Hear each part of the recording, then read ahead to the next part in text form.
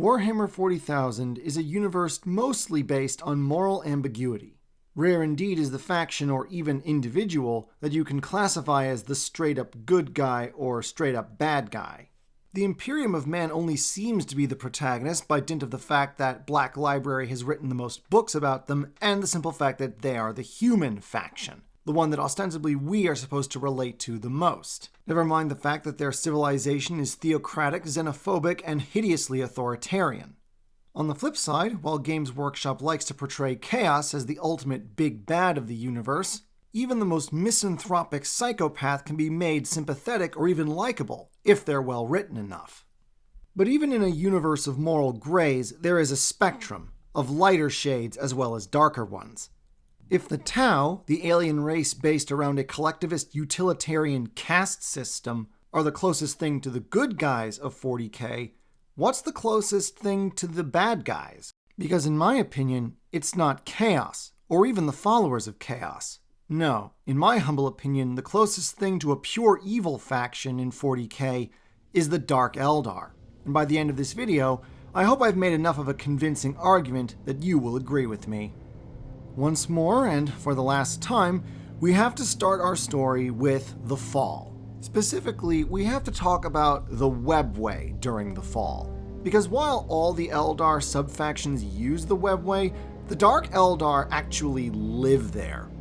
For newcomers to 40k, the webway is one of those things that once you understand what it is, you get it, but it's really hard to describe. Mostly because so little is known about it in universe. All we know for sure is that it was created by the Old Ones and then inherited by the Eldar after the war in Heaven against the Necrons. It's essentially a network of tunnels made of a substance that's similar to Wraithbone, but not quite. Because again, details are really scarce. It exists inside of the warp, and yet it is not of the warp, nor is it really affected by it. Unless it's breached, that is. While you are inside of a webway tunnel, you are technically in the warp, but you are insulated from the mind-bending, reality-melting madness that lies without. In many ways, the webway network is still the Eldar's greatest asset, as it enables them to cross vast interstellar distances without all the attendant risks of warp travel. Corruption, possession by demons, having your souls eaten by demons, etc., etc. Given how incredibly dangerous warp travel is, it's not hard to see why the Emperor wanted to find a way to use it, before one of his Primarchs accidentally ruined the whole thing and essentially condemned the Imperium to remain reliant on warp travel. But back to the main point. During the height of their empire, while most Eldar lived in real space, either on planets or on craft worlds, a small but sizable minority of the Eldar population actually lived inside of the webway. As the webway was the primary means of communication and commerce in the Eldar Empire, these webway Eldar built their homes and settlements within the network itself, usually at the intersections of the various channels and tunnels of the webway, which served either as trading hubs or places where travelers could simply take a break from their long journeys. These communities usually ranged in size from small trading posts to large port cities. And at the very center of the network, at the greatest convergence of channels, was the largest of these webway communities, the great city of Commorragh. Because of its central location within the webway network, Commorragh very quickly became a great center of trade and commerce, the beating heart of Eldar civilization within the webway.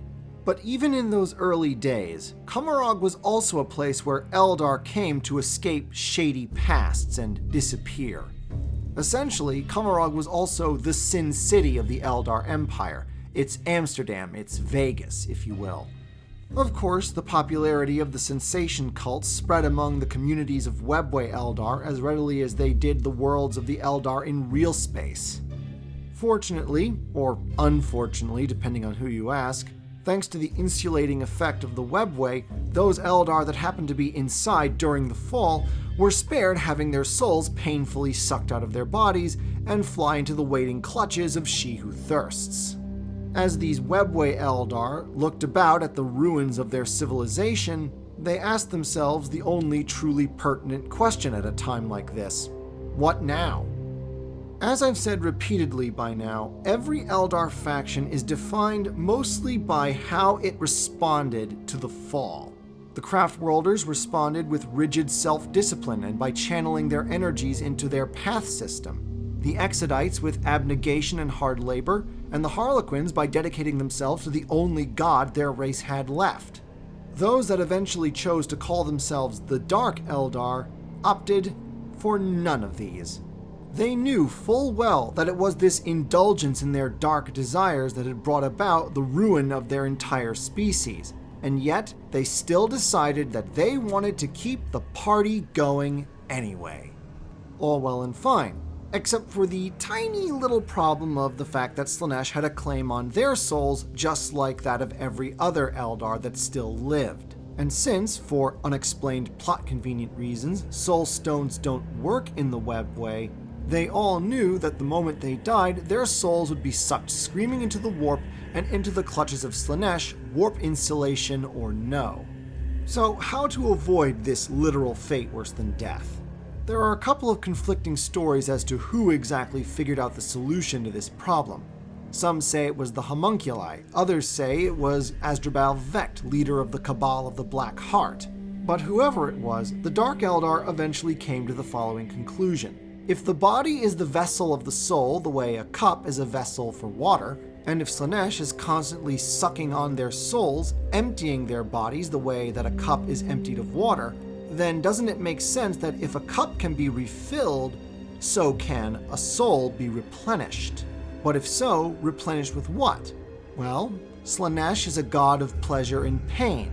It stands to reason, therefore, that by feeding upon the pleasure and, more importantly, the suffering of others, a Dark Eldar may top up his or her soul. In this way, he not only keeps himself alive, but also ensures that Slaanesh cannot entirely empty his soul. Unsurprisingly, of course, none of the Dark Eldar themselves wanted to be the sacrificial victim, dying in agonizing deaths that the others might continue to live. Therefore, the Dark Eldar decided that they had to look to the other, lesser races for, contribution. And so, the Society of the Dark Eldar rapidly became what it is today. A society built on slave raids and the torture of captives. Originally, after the fall, power lay in the hands of the original nobility of Eldar society. But eventually, through the machinations of a Cabal leader named Asdrubal Vect, the nobility was all but wiped out in a staged imperial attack on Commorragh, and the Cabals, especially Vect's own Cabal of the Black Heart, rose to prominence. A Dark Eldar Cabal can best be summarized as a corporate enterprise and a private army all rolled into one. Each Cabal is led by an Archon, who holds his or her position on the basis of being the strongest, the most cunning, and the most ruthless. If they weren't, then quite simply they would have been killed and someone who actually was would take their place. Cabals, and in many ways Dark Eldar society, is essentially the same as that of a chaos cult. All of the members are constantly backstabbing and backbiting each other in an effort to climb to the top of the pile. Concepts like unity and trust are in very, very short supply in the dark city of Commorragh, and the only thing that can even hope to hold a Dark Eldar Cabal together is mutual self-interest. In addition to being brutal and ruthless, Archons tend to be flamboyant and egotistical. They usually go about their business sporting the most extravagant tattoos and piercings, dressed up in the finest, spikiest armor and human skin capes, surrounded by retinues of senior officials and advisors known as hierarchs. The most wealthy and successful of Archons can even boast a bodyguard of elite incubi, the deadliest warriors in all of Dark Eldar society. Beneath the Archon and his retinue of hierarchs are the Shards, essentially the equivalent of companies, each led by a Drakon, or captain. Each Drakon in turn commands not only the troops under his command, but also its vehicles, ranging from jet bikes to fast attack gunships. Lower down the chain of command from the Drakon is the Sybarite, or Sergeant, who in turn commands a splinter, or squad, from between 3 to 12 Kabbalite warriors. And that's just the most basic component of a Dark Eldar raiding fleet. Especially wealthy and successful archons can employ, if only for the duration of a single raid, such institutions as the homunculus covens or the witch cults. Dark Eldar, as a general rule, are already sadistic bastards. A homunculus is essentially a Dark Eldar times 20. They are arguably the oldest living things in the galaxy, apart from the Necrons, and the whole living part is kind of debatable with them, and most personally witnessed the fall. This incredible longevity can be chalked up to two things. First, unlike the rest of their race, the Dark Eldar have managed to retain most of the hyper-advanced technology they once possessed before the fall, including medical technology and the art of cloning, something that no other group of Eldar has access to. The second factor is that, quite simply, the homunculi are far and away the greatest medical experts in all of 40k.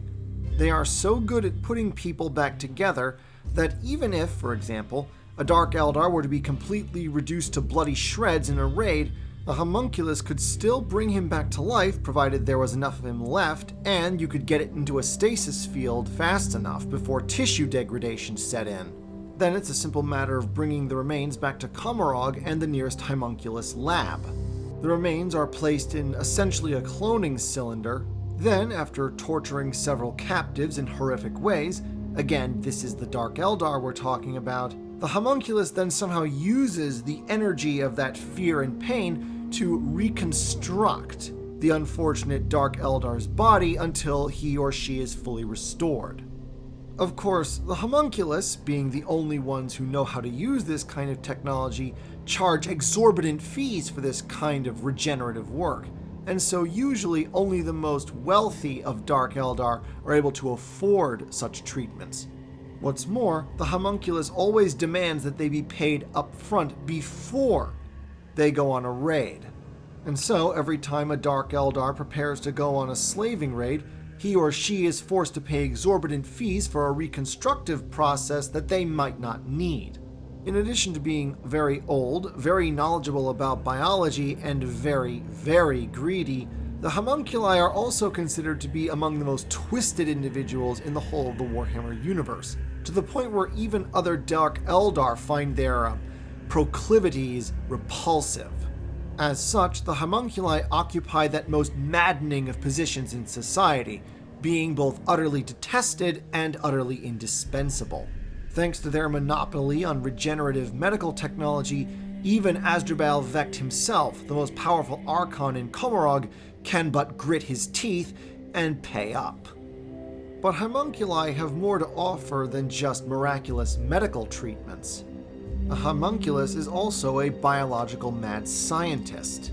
They have a special fondness for tinkering with organic matter and finding out what kind of twisted and hideous forms can be produced from such craftsmanship. If an Archon can secure the services of a homunculus coven for the duration of a raid, said coven can provide all sorts of horrific monstrosities to serve in combat, ranging from your standard issue racks all the way up to the infamous Talos Pain Engine. Then there are the witch cults, essentially all-female warbands of Dark Eldar gladiatrixes. In addition to feeding off the pain and suffering of others like all Dark Eldar, and for reasons best known only to themselves, Dark Eldar witches, as a general rule, have an intense desire to demonstrate their prowess in hand-to-hand combat. When they're not being hired out by various cabals for raiding, witch cults put on gladiatorial games in Commorragh for the entertainment of the masses. This affords them the opportunity to demonstrate just how good they are at killing things, as well as advertise their skills and services to cabals who might want to hire them for raids. And of course, the greater a witch cult's reputation, the bigger percentage of the loot they can command from an Archon looking to hire them.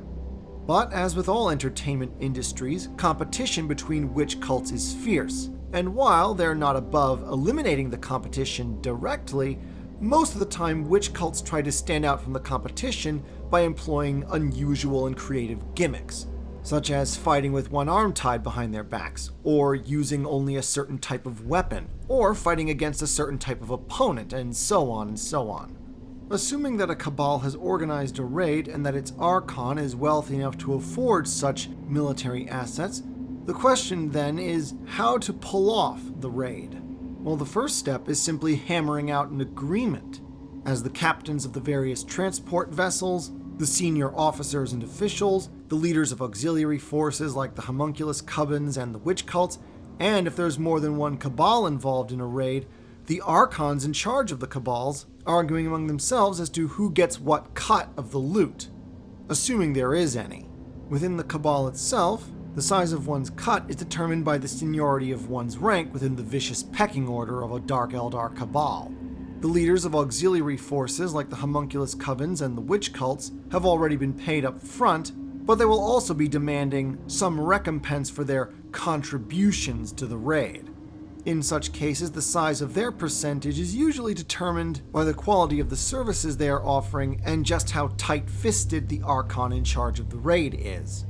In the cases of multiple cabals and multiple Archons, usually the one with the bigger army and the more fearsome reputation gets the bigger share. Once all the haggling and thinly veiled threats are concluded, the raiding fleet then launches from Commorragh and eventually emerges into real space from one of the many webway gates scattered across the galaxy.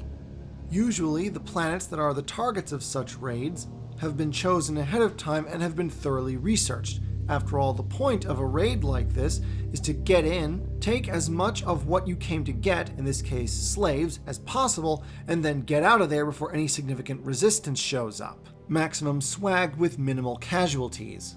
Preferred targets of the Dark Eldar are usually small, remote planets, floating in the less well-traveled parts of Imperial space, and especially planets with very weak defense forces. Sometimes the leaders of Dark Eldar raiding parties will have come to an understanding with local Imperial governors. They might promise money or some of their high-tech gadgets, or both. In exchange, said governor will cause problems for one of their neighbors, military problems. Problems that will require said neighboring system to send all of their defense fleets away from home so that the Dark Eldar can then come in and raid them. Hatred of all Xenos may be the official line in the Imperium of Man, but on some worlds, particularly isolated fringe worlds far from the centers of power, greed can overcome even the most, scrupulous of men. However they manage it, once the target is nice and soft and underdefended, the raiding fleet makes its move. However, despite being called raids, these attacks are usually more like very, very brief planetary invasions. You see, the first thing that Dark Eldar usually like to do when attacking a target is to try and soften them up a bit first. They usually do this by trying to scare the ever-loving bejesus out of whatever population center they're hitting. They might start with broadcasting threats and dire predictions of what will befall their hapless victims. Then they might escalate, kidnapping a person or two and leaving the creatively dismembered remains in some public space for all the others to see. Slowly but surely, over the course of months if possible, ramping up the terror and the tension to the point that when the actual attack does finally come, the population, mostly humans, are effectively paralyzed with abject terror. And since fear is a kind of suffering, this means that the Dark Eldar can already start feeding on the hapless victims before they actually capture and torture them. The terror campaign is essentially an appetizer, something to whet the palate, if you will. Then, once the target population is good and terrified, the Dark Eldar launch their actual raid. They swoop in and promptly start butchering anyone in sight or dumb enough to resist them, generating a lot more fear and suffering for them to feed upon. This does, however, mean getting close to their victims, like melee combat close. After all, there's a difference between plugging some poor Monkey at distance with a splinter rifle and actually stabbing them in the gut with a serrated knife, watching the light die slowly in their agonized expressions. Fortunately, the Dark Eldar, and especially the Witches, are superlative hand-to-hand combat fighters. They are, in fact, significantly physically stronger than any other Eldar, one of several reasons why the Dark Eldar have always been treated in both the lore and the tabletop game as their own faction, while all the others are usually just lumped in under Eldar. Balancing out this superior physical strength, however, is the fact that the Dark Eldar have almost no psychic abilities whatsoever. They've effectively atrophied to the point where they couldn't even if they tried. Not that it would have been very advisable for them to try. As I've said before, Slaanesh has a hankering for Eldar souls, but especially the souls of Dark Eldar, souls that have been steeped in pain and suffering, the seasonings that the Dark Prince loves so very much. For any regular Eldar, hell, for any Psyker, opening yourself up to the warp runs the risk of some demon spotting you and getting into your head. If a Dark Eldar tried to use psychic abilities, he might as well hang a dinner bell around his neck and ring it as loudly as possible. For the followers of the Dark Prince, both demonic and mortal, know how much their master loves the souls of the Eldar, and they will go to great lengths to capture said souls and present them to she who thirsts.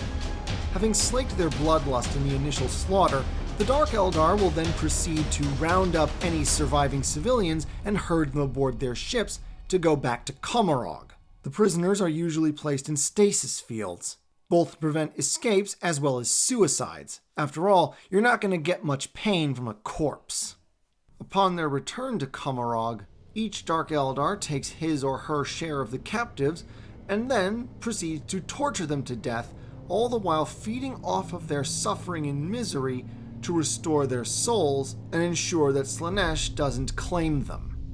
And while not all Dark Eldar are as knowledgeable of medicine as the Homunculi, they do know enough to stretch out that torture and misery for as long as humanly possible. After all, it helps if these living batteries you're using to keep yourself alive last as long as possible. Don't be deceived by the whole necessity angle, though. I maintain that the Dark Eldar are the closest thing to an evil faction in 40k, and I mean that. Of all the Eldar sub-factions, they alone refuse to change their ways after the fall. The existence of the Craftworlders, the Exodites, and the Harlequins amply demonstrate that there are ways for Eldar to survive without falling into the clutches of Slaanesh, ways that don't involve inflicting unbearable misery and torment upon otherwise innocent beings, even if the Eldar regard humans as, well, subhuman. Sub-Eldar, I guess? Anyway, the point is, the Dark Eldar chose to keep doing what they'd been doing before the fall. Why? Because they enjoyed it. Because they like being a bunch of degenerate freaks. As much as they need to feed upon the suffering of others to survive, it doesn't take away from the fact that they enjoy it. And this ruthlessness and sadistic lack of empathy is practically bred into them from an early age. Understandably, pretty much every other faction in 40k, barring the Tyranids and the Orcs, utterly despise the Dark Eldar and would gladly welcome the chance to wipe them from the face of the galaxy. Well, unfortunately for the other factions, there's that aforementioned cloning technology I told you about earlier. While some Dark Eldar are born naturally, the so-called true-born and raised in relative privilege, the vast majority of Dark Eldar are mass-produced through cloning, and then quite literally thrown into the streets of Commorragh and expected to fend for themselves. Every one of these so-called half-born Dark Eldar spend his or her formative years living on the street, with no other prey to hunt and torture and feed upon but each other, with only the witch cults and the cabals representing the only means of escape from that life. And even then, the struggle to survive doesn't end. Dark Eldar from the lower ranks are constantly being stepped on by their superiors, and the only way of ascending the ladder and being those who do the stepping on involves a lot of treachery, a lot of murder, and a lot of sadistic torture. A vicious cycle that never ends. To the Dark Eldar, Commorragh is as much a crucible as it is a sanctuary. The thing is, though, all that might be coming to an end. Or at least it would if we didn't all know that Games Workshop would never do something quite so drastic as end an entire faction. But you get the point. For all that the Dark Eldar live in and rely upon the webway network for survival, they are just as ignorant as anyone else as how it's made and how to maintain it. Even before the 13th Black Crusade, there have been increases in webway breaches and demonic incursions. Things have only gotten worse for the Dark Eldar since the forming of the Great Rift, As the shockwaves from that particular catastrophe rippled through the subspace of the webway network just as readily as it did through the warp and real space, devastating whole sections of Commorragh in the process. Worse still, for the Dark Eldar leadership, some random witch named Ivrain was declared the new chosen of Aeneid, Eldar god of the dead, and she's been slowly but surely siphoning away a lot of their followers to join her new faction, the Inari. The Dark Eldar are essentially a continuation of the former Eldar Empire, and while that's certainly not a good thing for anyone else, it is fairly impressive that they've managed to keep the whole show going for 12,000 years. But now we are in the 42nd millennium, a new age, a very uncertain age. And while we all know that Games Workshop isn't going to go so far as to bring an end to the Dark Eldar and their city, it is certain that, for the most hated faction in all of 40K, the universe they share with everyone else has gotten a lot grimmer, a lot darker, and a lot more dangerous.